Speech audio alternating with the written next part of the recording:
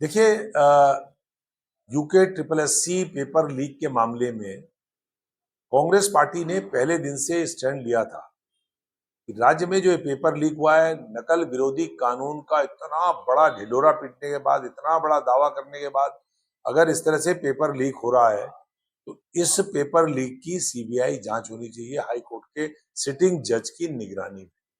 दोषी लोग, कोई भी दोषी हो, कितने भी ताकतवर हो, उनके खिलाफ कार्रवाई होनी चाहिए। हमने मांग करी थी कि पेपर तत्काल रद्द होना चाहिए और नए डेट्स का ऐलान सरकार को करना चाहिए, यूके ट्रिपल एससी को करना चाहिए। हमने मांग करी थी कि जो यूके ट्रिपल एससी के अध्यक्ष हैं गणेश सिंह मारतोलिया, उनके रहते हुए ये इतना बड़ा अपराध हो गया है, नकल विरोधी कानून है, तो उनको अब रहने का अधिकार नहीं है। उनको सरकार बर्खास्त करे, या तो अब तत्काल वो अपना इस्तीफा दें, नहीं तो सरकार उनको बर्खास्त करे। अब 8-9 दिन इतना तेज आंदोलन पूरे प्रदेश के अंदर हुआ। कांग्रेस पार्टी ने पूरे प्रदेश के अंदर धरने आयोजित किए, पुतला दहन किया। हमने जिला अधिकारी के माध्यम से महामहिम राज्यपाल को ज्ञापन सौंपने के काम किए।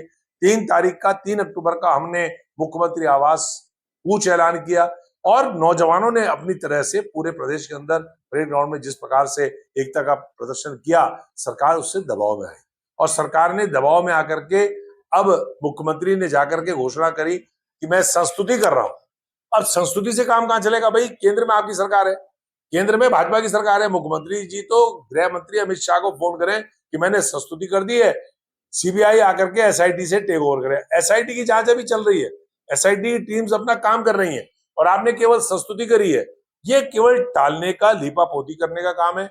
हमारी ये मांग है कि तत्काल इसको सीबीआई टेक ओवर करे एसआईटी से जांच को, नंबर 1। नंबर 2, जो परीक्षा है उस परीक्षा को निरस्त करें और नई तिथि घोषित करें। तीसरा, हमारा ये सबसे बड़ी जो मांग है कि गणेश सिंह मारतोलिया को तत्काल बर्खास्त किया जाए और जो सीबीआई की जांच हो वो हाई कोर्ट के सिटिंग जज की निगरानी में हो। ये मांग हमारी है जो अभी तक कोई पूरी नहीं हुई। इसलिए जो हमारा 3 अक्टूबर का मुख्यमंत्री आवास कूच का कार्यक्रम है वो यथावत है।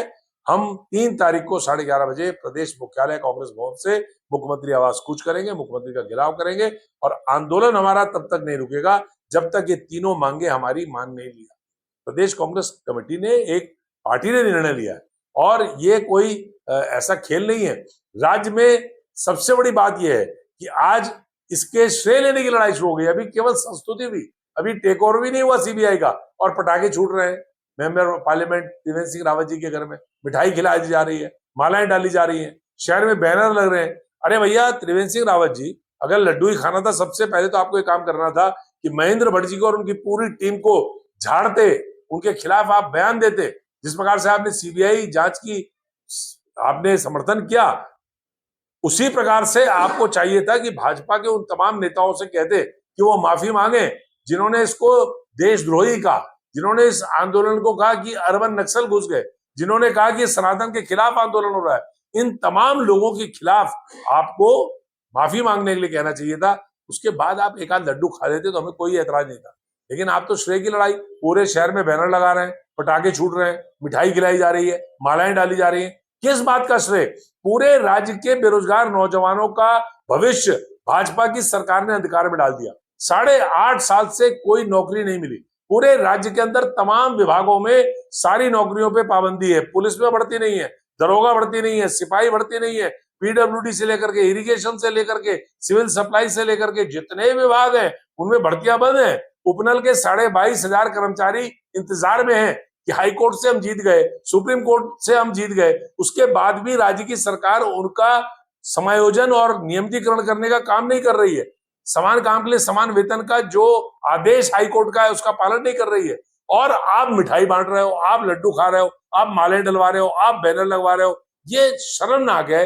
इस राज्य का बेरोजगार नौजवान भाजपा की कार्यस्थानियों को भूलेगा नहीं और बेशक वो धरने से उठ गए हो, लेकिन कांग्रेस पार्टी एक जिम्मेदार विपक्षी पार्टी होने के नाते अपना धर्म का पालन करेगी और जब तक बेरोजगार नौजवानों के साथ न्याय नहीं हो जाता, पूरा न्याय नहीं हो जाता, तब तक हमारा आंदोलन जारी रहेगा। देखिए, मैं किसी पर टिप्पणी नहीं करना चाहता, लेकिन केवल अगर उनका संतुष्ट इस बात से है कि सीबीआई की जांच की संस्तुति हो गई तो आप अंदाजा लगा सकते हैं कि ये आंदोलन जो नेतृत्व कर रहे थे लोग, उनका कहां तक सोच थी? क्या सीबीआई आ गई है? क्या एसआईटी की जांच बंद हो गई है? क्या पेपर लीक जो हुआ था वो कैंसिल हो गया है? क्या नए पेपर की तिथि डिक्लेयर हो गई है? क्या गणेश सिंह मार्तोलिया जिनके रहते हुए पेपर लीक हुआ है वो बर्खास्त हो गए? ये सारे सवाल हैं जो वहां के बेरोजगार नौजवान चीख चीख कर बोल रहे थे। एक एक बच्चा, एक एक लड़का, एक एक लड़की जिनके जो कोई पेशेवर राजनीतिज्ञ नहीं थे, आप उनकी बात सुनिए, उनका भाषण सुनिए। जिस समय मुख्यमंत्री गए, जो लोगों का रिएक्शन था वहां नौजवानों का, उस रिएक्शन को आपने शायद नोट किया या नहीं किया, लेकिन आक्रोश था। वो तो पढ़े लिखे बच्चे थे, सभ्य बच्चे थे उत्तराखंड के, इसलिए वो शांत बैठे रहे। अन्यथा केवल आपने संस्तुति कर दी, केवल आपने हंस के बात कर दी, केवल ये कह दिया कि आप यहाँ दर्द में थे, मैं अपनी कोठी में दर्द में था। आप कहां दर्द में थे? आप तो लगातार कार्यक्रमों में थे। लेकिन मैं उस पर टिप्पणी नहीं कर रहा हूं। मेरा ये कहना है कि अगर बेरोजगार संघ के लोग संतुष्ट हैं तो उससे हमारा कोई लेने देना नहीं है। कांग्रेस संतुष्ट नहीं है। कांग्रेस तब संतुष्ट होगी जब वास्तव में सीबीआई, तो आपको मालूम है NH 74 की सीबीआई जांच त्रिवेंद्र सिंह रावत जी ने मुख्यमंत्री रहते हुए घोषित नहीं की थी। विधानसभा में खड़े होकर कहा था कि NH 74 की जांच 15 दिन के अंदर सीबीआई टेक ओवर कर लेगी। आज 2025 है, 2017 में ऐलान हुआ था। कहां गई वो NH 74 की सीबीआई जांच? कहां गई? देने से नहीं होगा, टेक ओवर करे सीबीआई, और साथ में हाईकोर्ट की जज की निगरानी में हो, सिटिंग जज के। दूसरी बात, गणेश मार्तोलिया क्यों बैठे हुए हैं पद पे? आज बैठक ले रहे हैं वो, यूके SSS की क्यों ले रहे हैं? रहते हुए पेपर लीक हो गया। और तीसरी बात हमारी, जो हम कह रहे हैं कि पेपर जो लीक हुआ है उसको कैंसिल करो और नई तिथि घोषित करो, ये हमारी मांगे। इसको लेकर के हम अपना आंदोलन जारी रखें। देश में एक नारा चल रहा है, वोट चोर गद्दी छोड़, और उत्तराखंड में नारा चल रहा था, पेपर चोर गद्दी छोड़। तो उस समय जब लाखों लोग परेड ग्राउंड में रावण दहन को देखने आते और उनके सामने ये नौजवान चीख चीख करके पेपर चोर गद्दी छोड़ के नारे लगाता, तो क्या होता? ये तो बात सच है। दबाव में आने के कई कारण हैं, उसमें से एक ये कारण भी है जो आप बता रहे हैं, और उसमें से ये कारण भी है कि पार्टी के अंदर विरोध का स्वर उठ गया था। ये कारण भी है कि कांग्रेस का 3 तारीख का ऐलान, और पूरे आंदोलन में सबसे ज्यादा पॉलिटिकल पार्टी अगर कोई सक्रिय रही है, कांग्रेस पार्टी रही है। कांग्रेस में मैं स्वयं पहले दिन वहां गया, उसके बाद हमारे पूर्व अध्यक्ष गणेश गोदियाल जी गए, हमारे नेता उपनेता भुवन कापड़ी गए, हमारी महिला कांग्रेस के अध्यक्ष ज्योति रौतेला गई, हमारे तमाम यूथ कांग्रेस से लेकर NSY के तमाम साथी वहां पर जाकर के सक्रिय भूमिका निभाते रहे। और वहां जाने के अलावा हम पूरे प्रदेश के अंदर सारे जनपदों में इस मुद्दे पर आंदोलन करते रहे। तो दबाव में थे, कई सारे दबाव थे, पॉलिटिकल दबाव भी था, और वो दबाव भी था जो आप कह रहे हैं दशहरे वाला। किसकी है? भाजपा की। केंद्र में सरकार किसकी है? भाजपा की। संस्तुति करी 1 घंटे के अंदर वहां से। अब तो इंटरनेट का जमाना है जनाब, अब कोई चिट्ठी थोड़ी जाएगी बस में, बस में चिट्ठी पहुंचेगी तब जाकर के वहां डाक मिलेगी, उसके बाद उसको पढ़ेंगे, उसके बाद होगा।